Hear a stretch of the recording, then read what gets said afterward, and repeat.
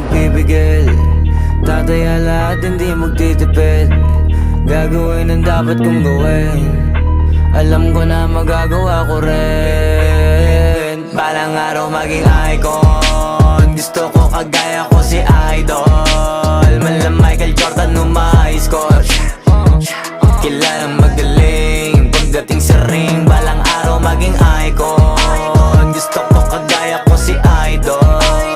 Kaya yung tiyaga ko tina times 4. Rat-rat lagi parang rifle. Wag na wag ka kakagat sa fake. Iwas ka sa foul. Wag kang makampante, ingat sa galaw. Wag puro atake, aralin dumipensa. Minsan din depende yan kung paano ka pumwersa. Minsan kailangan pabay ng pasensya. Isa yan sa mga pangunahing diferensya. Pag natambakan ka na doon ka mag-apit. Pero pag nakalaman ka na nakakampante, sana kuha mo yung punto. Mula simula hanggang sa dulo. Dapat isagad mo yung laro mo. Dapat lagi nakatuto kada minuto. Balang araw maging icon. Gusto ko kagaya ko si Idol. Mala Michael Jordan nung ma-high score.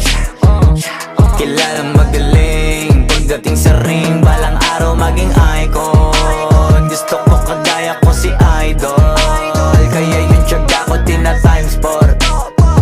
Rat-rat lagi parang rifle.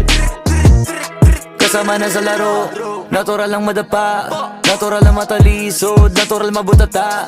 Di ka dapat atitina, di ka dapat mauga, di ka dapat ang ihina, di nila pwede makita. Kung matalo manalo, hanapin kung saan ka mali, para malaman mo rin kung saan mo kailangan magbawi.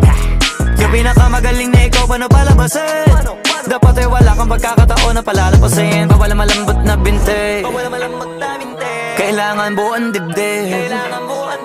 At sa sarili may believe, kasi may gustong marating. At patunayan sa marami kahit na paunti-unti na balang araw maging icon. Gusto ko kagaya ko si Idol.